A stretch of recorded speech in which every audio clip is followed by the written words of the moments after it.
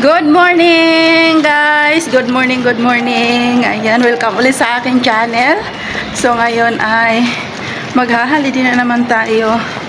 So 7 AM dito sa Hong Kong. So ayan, thanks God kasi makapag-charge ako ngayon. It's Mother's Day today. Yung vlog ko pala noong nakaraan ay hinanda ko lang yun noong last na day off ko din noong Saturday kasi kala ko nga mag-i-stay kami sa Hong Kong, sa China noon, kaya sabi ko i-upload ko ng maaga. Hindi naman ako nakapag-upload ng maaga noon kasi walang internet doon, sa hindi gumagana yung anong tawag doon, hindi gumagana ang mga apps doon sa China. Ang gumagana lang ay WhatsApp at saka WeChat. So yung Facebook, Messenger, YouTube hindi gumagana doon kasi hindi ako nakapag-download ng VPN.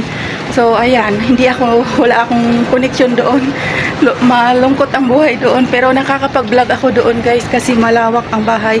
So nakakapag-vlog ako kahit pa paano. So yun nga lang, hindi ko ma-upload kasi wala kang internet. So ayan, tatawagan ko muna yung mga mama ko, ang mama ko sa mga kapatid ko. Tatawagan ko muna sila at babatiin natin ng Happy Mother's Day. So see you later guys. Ay, bibigyan na po natin yung mga simple gift para sa galing po sa ating mahal na pastora. Wow! Happy Mother's Day! Kasi nyo naman, may susunod pa tayo gagawin! Nice day! Happy Mother's Day! Happy Mother's Day! Happy Mother's Day! Thank you po! Happy Mother's Day! Okay, meron na ha!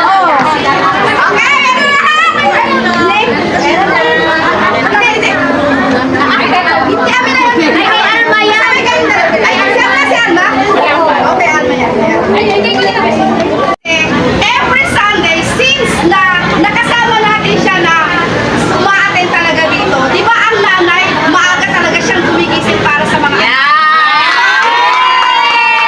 Yes, ma'am talaga siya, di ba? Maagang gigising para sa mga anak niya to prepare everything. Pero dahil hindi naman na tayo tunay na anak, kaya hindi talaga siya nagluluto at naglilinis dito. But, she's the one kung sino yung kumukuha ng pwesto natin. So, I choose her as the best mom for this year, Ate Christy.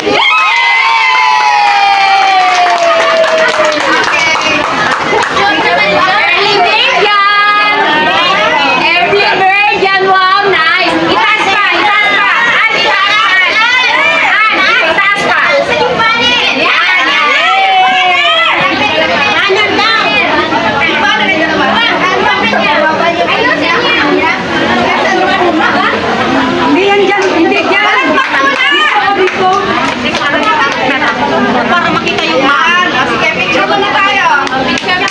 Ay, listen siya lang. Side na siya lang. Joy! Akyat ka kaya yan. Para hindi siya. Yan, taas pa. Yan. Okay, taas pa, Joy. Yan, palakpak!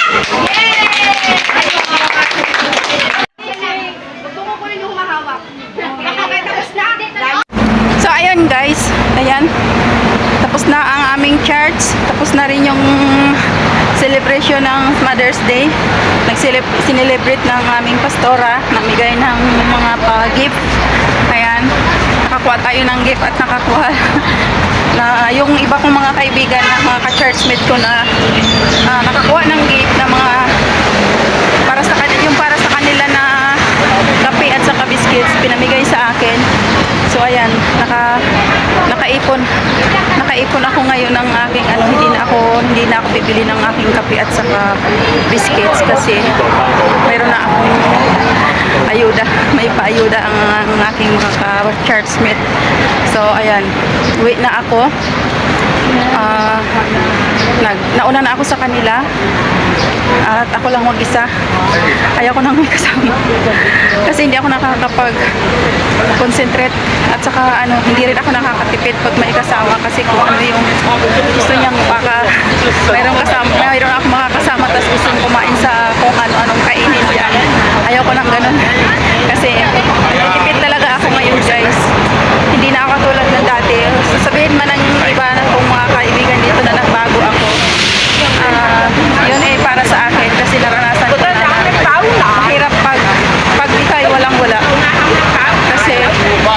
sure na ako na marami akong kaibigan na tumutulong sa akin dito na binibigyan ako. Pero mahirap talaga pag wala ka na. Wala ka. Tapos nahihiya ako kasi yung tao na hiyain ako. Hindi ako nanghihiram or ano. Kung mangutang man ako, direkta sa bangko. Hindi yung nanghihiram ako sa ano ko. Pag nanghiram ako, nahihiya akong magpakita. Ganon, kaya ayun. Kasi dati yung trabaho ko dati, mas malaki yung sahod ko kasi kaysa na ngayon. Kasi ngayon nasa ako, minimum ako ngayon. So hindi katulad dati. Hindi katulad dati yung aking ano, yung aking kinikita. Kaya nagtitipid ako. Tapos may mga college pa ako na sinusuportahan. So ayan, nagtitipid talaga ako ngayon. So ayun guys, dami ko na naman nasabi sa inyo. Nakwento ko na naman ang buhay ko. So pauwi na ako. Pauwi na ako guys. Magte-trend tayo. At salamat sa inyong pagsama pala sa akin. Happy Mother's Day ulit sa mga mothers na lalo na sa mga single mom na katulad ko. Patuloy na lumalaban. Nagiging ano, patuloy na malakas. Ayan. Ano tayo, mas mabuti pa nga yung single. Wala tayong problema kundi yung mga anak lang natin. Hindi na natin problema yung kasama natin sa buhay. So ayan, napupuntahan natin, nagagawa natin kung gusto natin. Kaya mas mabuti pa ang single. Ayan. Thank you guys sa inyong suporta. Kay more love sa mga nanonood dyan. Mag-comment kayo